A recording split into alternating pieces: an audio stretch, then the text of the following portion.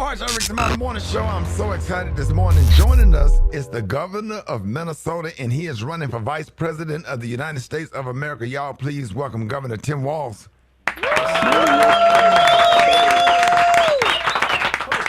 Hey, Governor Walz, thank you for joining us. Well, Ricky, thanks for having me. Great to be with you. Yes, sir. We are 6 days away from Election Day. How are you feeling, and what are you seeing on the campaign trail? Well, feeling good. The momentum is strong. Earlier this week, the vice president's speech, I think, laid out what America expects. Unity. I have some real plans around how to reduce prices, how to get small businesses off the ground, and just the decency that they expect out of their president. And I'm seeing large crowds. We're across the South, Georgia, North Carolina, be up in Pennsylvania. We're hitting all the states. She's out there. She's making the case, and we're feeling momentum's on our side, and we're going to win this thing on Tuesday. Governor Walz, so glad to talk to you this morning. Vice President Harris made a point of reminding Americans in her address last night even of the serious threat to democracy by your opponent, former President Trump and his agenda or platform, whatever you want to call that. But can you briefly explain why this alone should be a deal breaker for voters?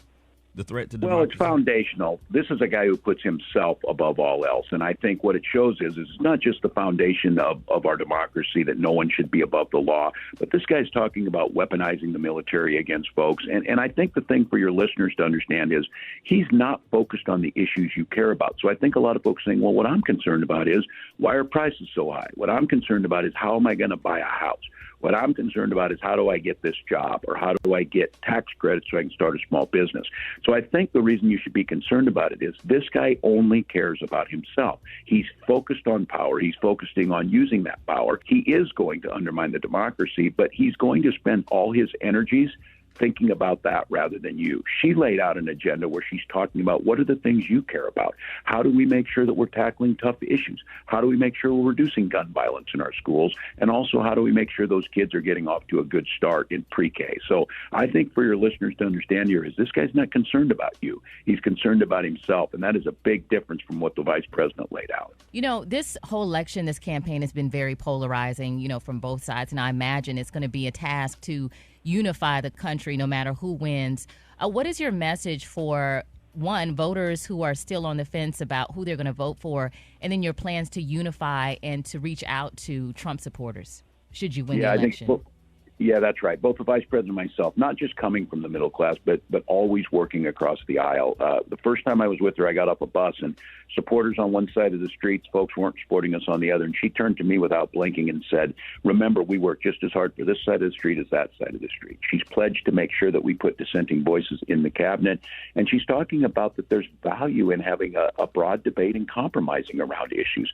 Contrast that to Donald Trump calling us, enemies from within, talking about using the military, talking about weaponizing the Department of Justice to arrest people just because they disagree with him.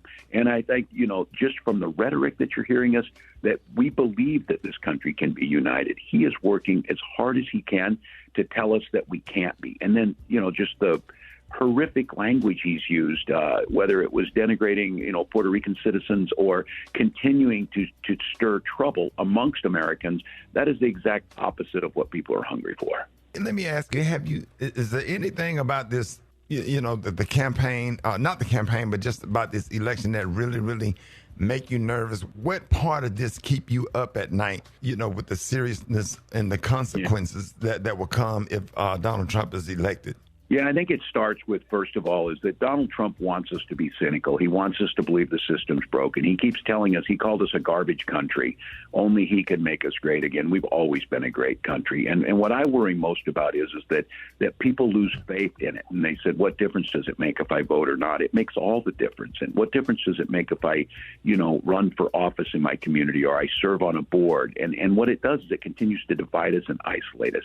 I have no doubt Donald Trump will follow through with what he's done. Get rid of the Department of Education, give tax cuts to billionaires, get rid of our health care, continuing to take away women's reproductive rights. He'll do all those things.